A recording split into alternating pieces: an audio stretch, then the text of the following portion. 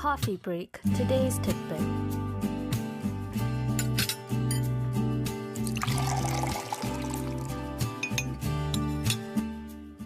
All right, joining us in the studio for the latest in coffee break. Today's tidbit, Angela. Angela, hello to you. Hi, SJ. Angela. Hi, SJ. Happy Arirang anniversary day. Happy Arirang anniversary. I had to make sure it was Arirang in the front. I didn't want to say happy anniversary. That was weird. It already got awkward today when Lena and I wore a couple pajamas. You did? Yeah, we were like, it wasn't the same, but it was like the same color and design, and it got really awkward. I thought this was like your Psy. It was a side hair, look. That's why everyone was like, "Why'd you do your hair?" And I was like, "What do you mean? Why did I do hair? You know what I'm gonna do today." Yeah, it's for Psy. You do look like Psy's in a little bit of a trouble right now, so we almost canceled that performance because of that. What's our tidbit today? Well, we talked about food in the opening. Yes, we did. We're gonna talk about food again. Do you like chona, by the way? I do. Which kind?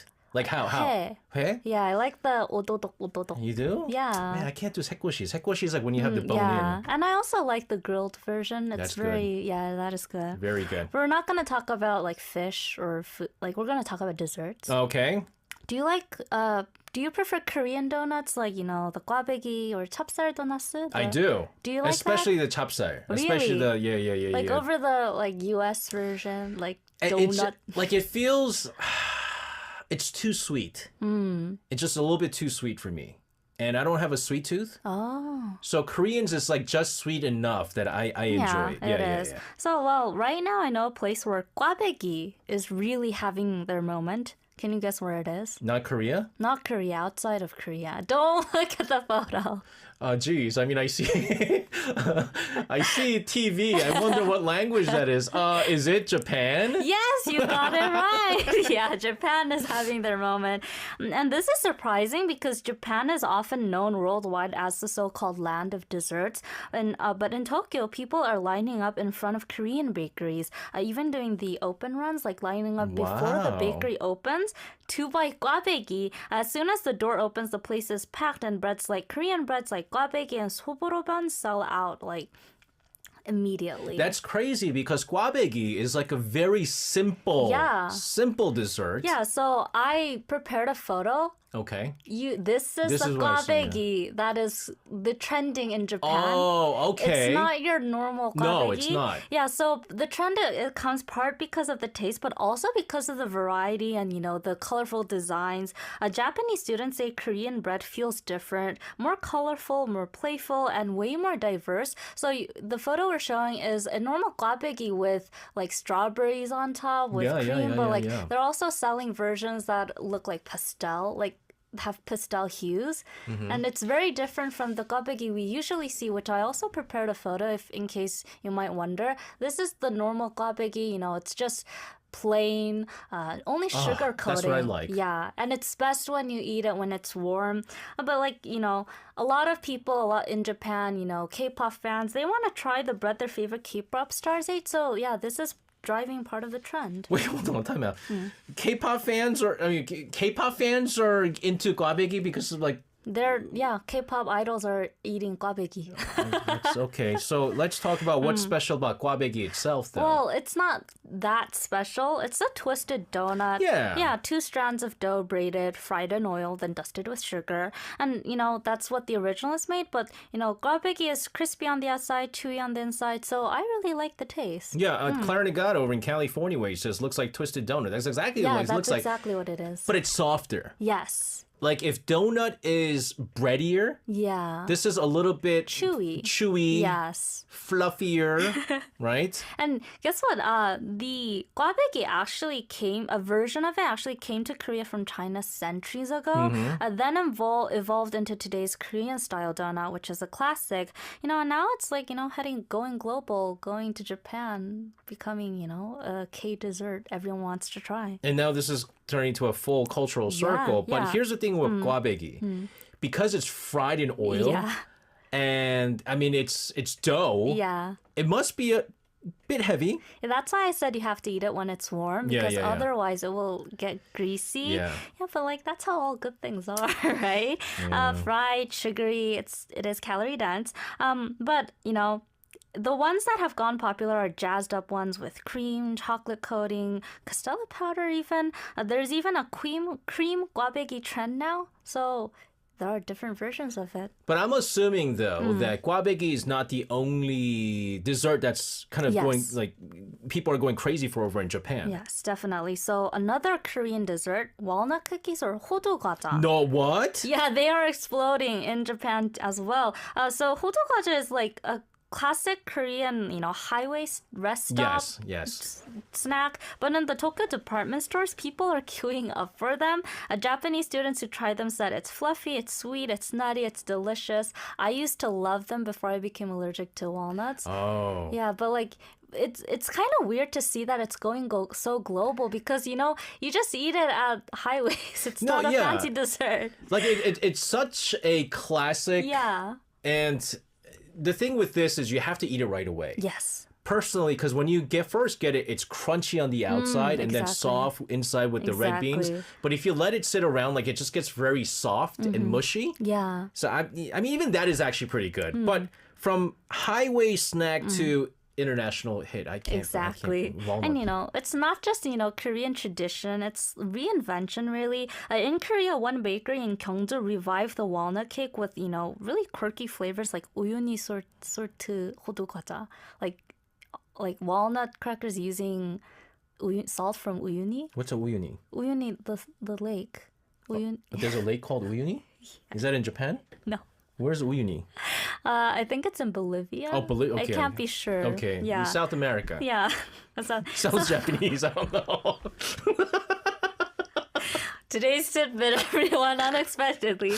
Yeah, and it became so popular in Seoul department stores that now they're planning to enter Japanese department stores this year as well. So this is basically like K-pop, K-wave, but for dessert. Yes, exactly. K-wave, but edible. Yeah. In fact, Japan's Nikkei newspaper even called Korea the dessert hub of Asia, saying K-bakers are now global trendsetters. That's big coming from Japan. Yeah, it really is. I mean, their desserts, it's pretty big. But which other desserts are trending over there? There are a whole list of desserts. You might have heard of them. Fat macarons, so 뚱카롱. I've had them. Yeah, with massive fillings.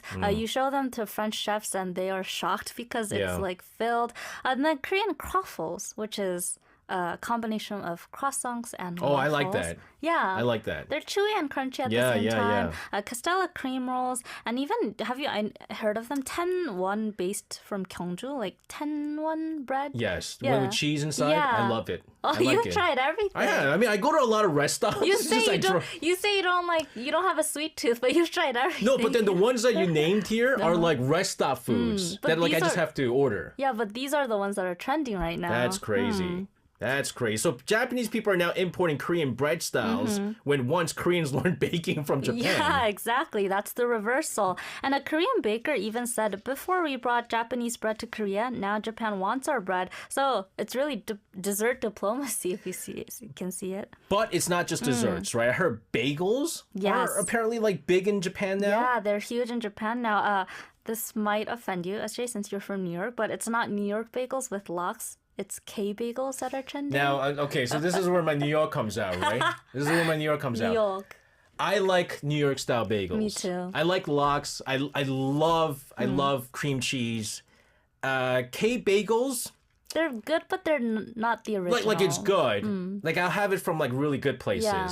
But it's still a long way to go before they catch up. I would say K-bagels are kind of extravagant. Yeah. It's like a little too much. Yeah. Well, but bagel activities is a new buzzword in Japan. People travel just to try new bagel shops or bake them at home. And many of these bagel stores are run by Korean expats. One in Tokyo is run by a Korean owner, and visitors say they came because they remember the taste from their Korea trip. So they come to Korea, try K-bagels, go back to Japan, and go to K-bagel shops owned by Koreans. Interesting. I mean, no, there are some bagel shops in Korea where there's lines. Yeah. And it's called London.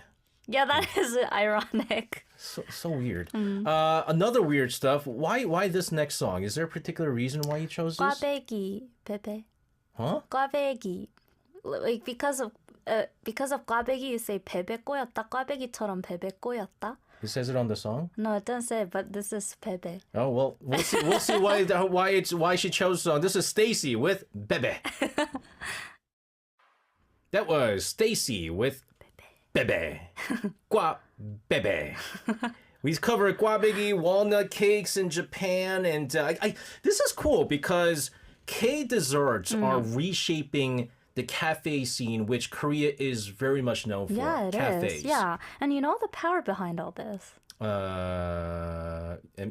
MZers, the young people, which post a lot on social media. Yes, Instagram Reels, TikTok, YouTube Shorts. These are spreading K desserts instantly, and not only in Korea but internationally, making a trend in Korea go viral in Japan within weeks. Okay, so how big is the market? So the Korean dessert export market hit $2.5 billion this year, up 40% from last year, and even rice-based desserts like tteok are riding the wave as well. Tteok I like. Yes. Tteok I like. What else is taking over? Well, since we've discussed tteok, let's talk about something very quirky involving tteok. Honey rice cake cereal, 꿀떡 cereal. Have you heard of this one? No. Now, I like rice cake. Yes. Hito knows I like cereal. How does this work? I have to see this. So I prepared a photo of it. It's really simple. You slice up honey-filled tteok, pour milk over it, and... There's literally just 꿀떡 and milk? There you have it. Yeah, influencers on social media call it K bubble tea in a bowl.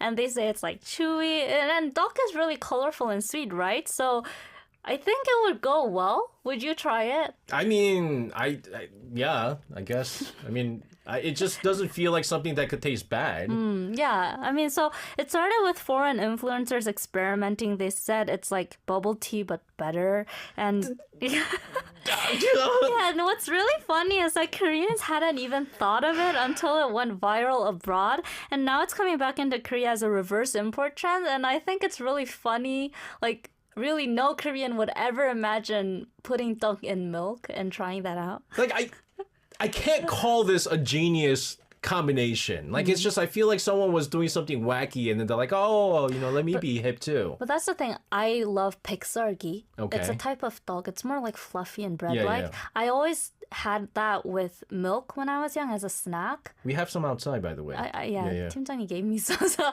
like, I think it makes sense. tteok and milk go well together. So it's just a lazy person's meal.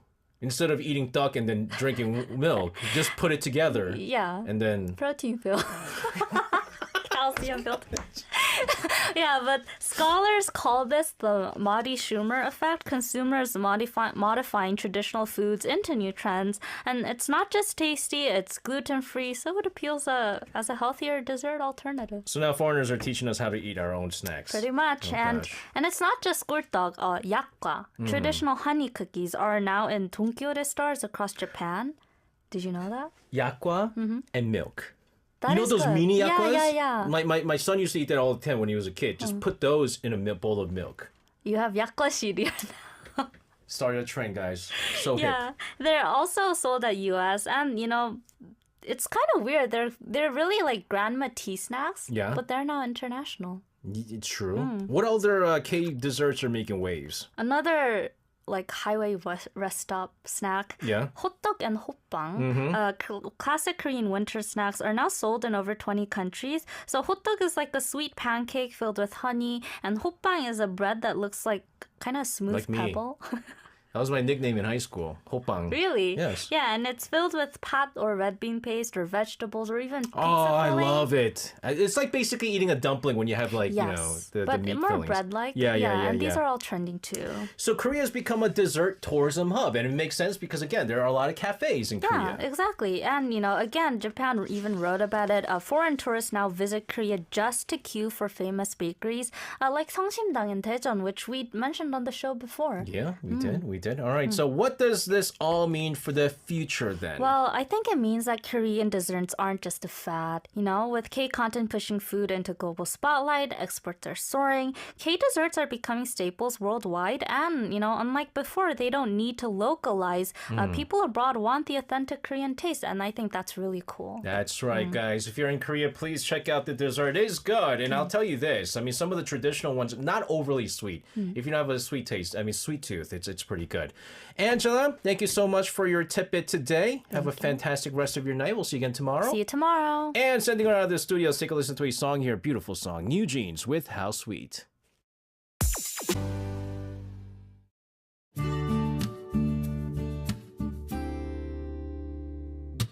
Coffee break. Today's tidbit.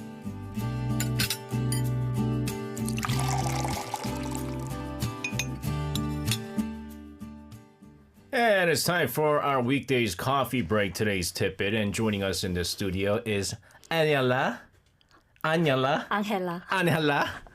Hola, Este. Hola, ¿qué pasó? Caliente. Oh my goodness. All the Spanish words I know. So how do I say feliz cumpleaños? Feliz cumpleaños. Feliz cumpleaños. Feliz cumpleaños. Is what I think it's how it pronounced. I'm not fluent in Spanish, so. Polina even sent me an audio message telling me how to pronounce it, and I still can't get it. Feliz cumpleaños. I'm trying. Junie says, does Ange speak Espanol? She. Un poquito. Un poquito.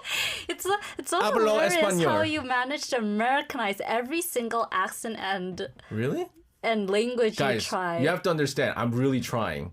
Angela hablo español en poquito. I got it right? I don't know. I don't speak it. Man. I spoke it for about a month when I was in Spain. Oh, that's why. Yeah. And I lived in Queens. That's the thing with me. I catch on languages very quickly, but I also forget them fairly quickly. So I haven't spoken it for more than 6 years now. Hola, Angelita, por favor, enséñame a hablar español. I'm not gonna even try this anymore. What's our tidbit today? Thankfully, today's tidbit is something I think you'll be an expert of. Linguistics. Not linguistics, not languages. What is it? Well, I bet you're an expert on baby sharks. Oh, yeah. Baby shark, do do do do do. Baby shark, do do do do do. Baby shark, do do do do. Baby shark, I do. Yeah. That song. So, Baby Shark really needs no introduction. Sure. It's a children's song with a simple dance, hand motions for baby, mommy, daddy shark. That actually goes back to the late 20th century as a campfire song.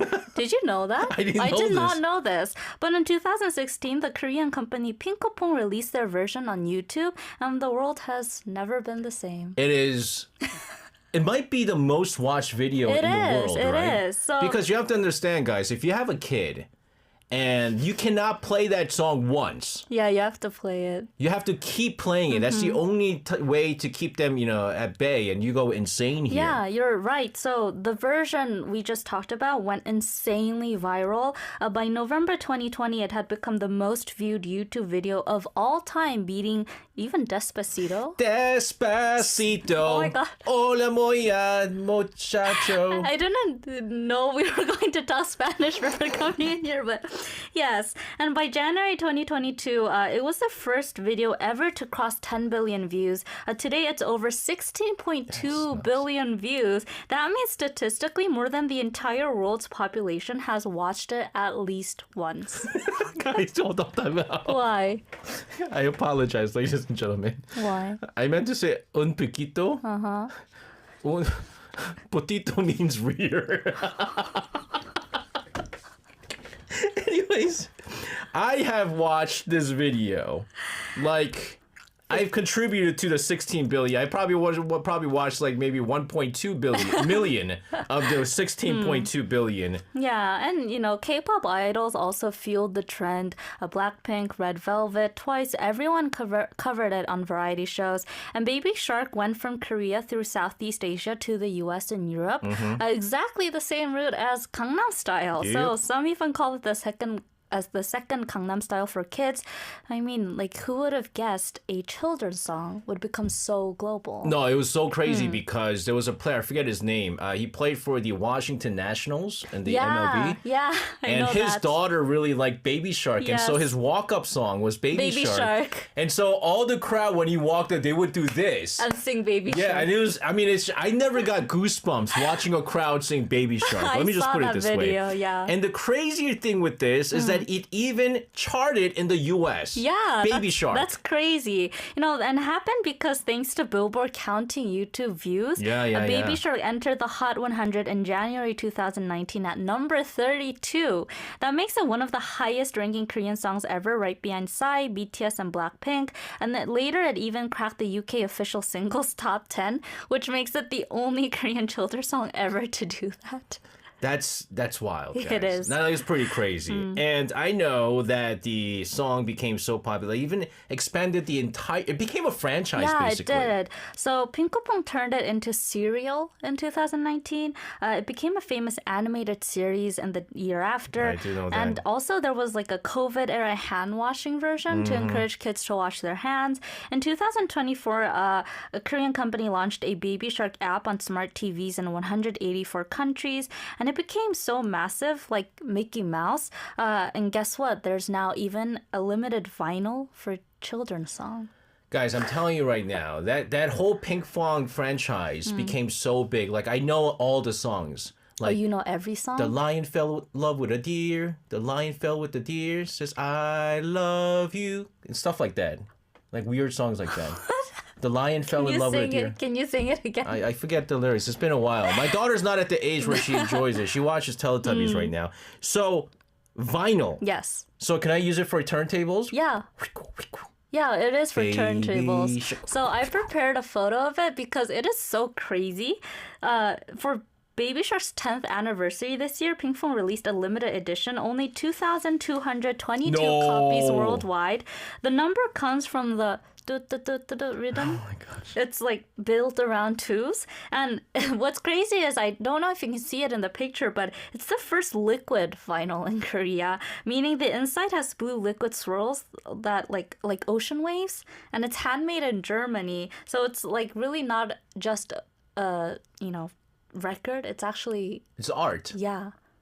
That is crazy. That's bonkers. Yeah. I mean, actually, it's kind of cool though. But can you play it? Because I'm a little worried because if it's like liquid, and I know how it'll get cut down. But like you can play it. And what I also thought was funny about it is the LP includes 20 remixes of the Baby Shark song. Yep. Classical, EDM, lo-fi, pop. I didn't know there were so many versions of the Baby Shark song. Side A is called Ocean Splash with upbeat tracks, and Side B is Ocean Breeze with lullabies.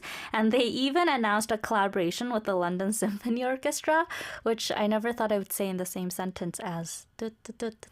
It goes like there's like many versions. Like later on, they started complaining that it only ends with Grandma Shark and Grandpa Shark.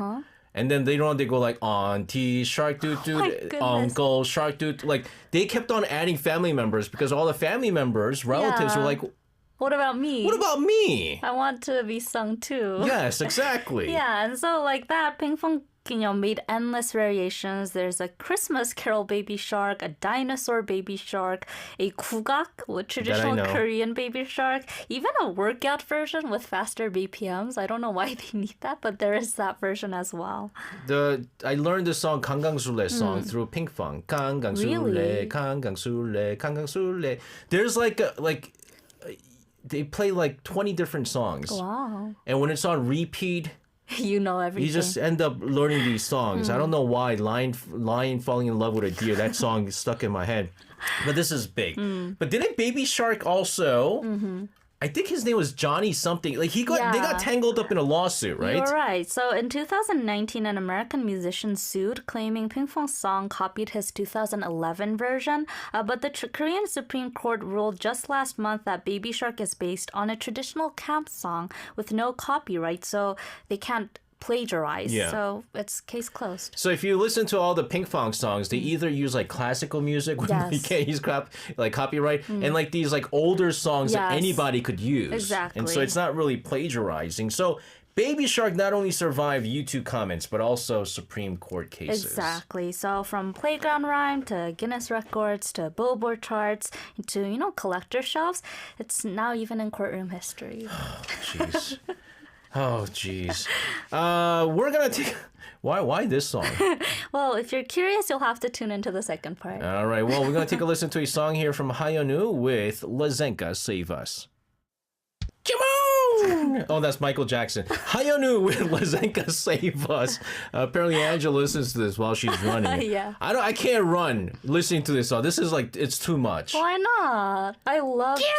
Yeah, it really pumps you up. It's like, go! She's very much into rock music. We spent the first half deep diving into the Baby Shark phenomenon that's still going on. Again, the rock song.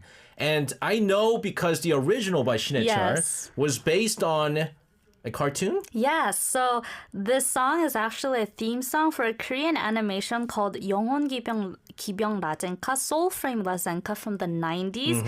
And while, doing research for children's song, I found out that this technically comes under the category of children's song or 동요. That is just like...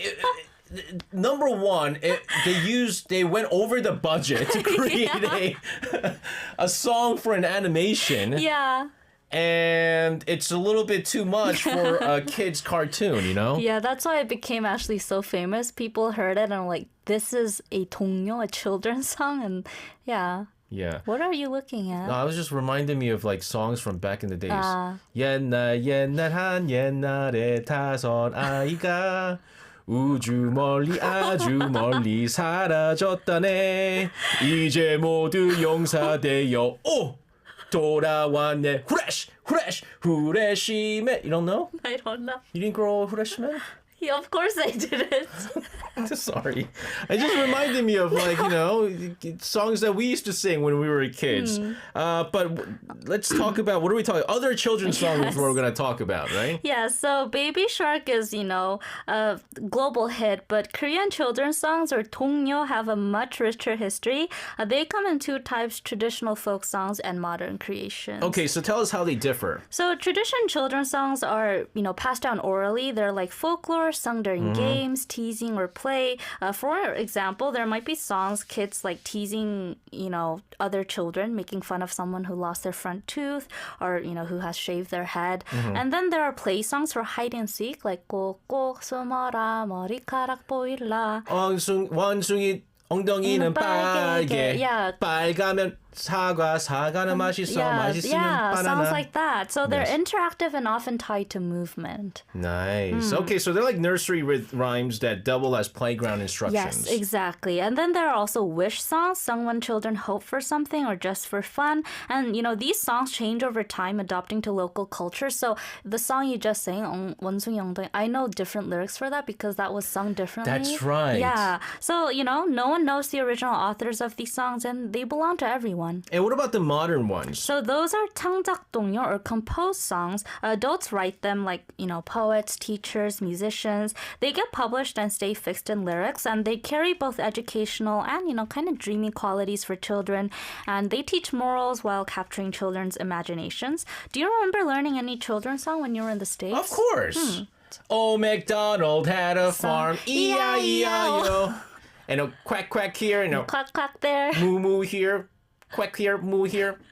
I actually have this core memory of learning a children's song when I was in school, in elementary school. Yes. And I only just yesterday learned it's actually an Irish folk song. Really? Do you know it? Hey ho, the rattling bog, the bog down in the valley. What you call him?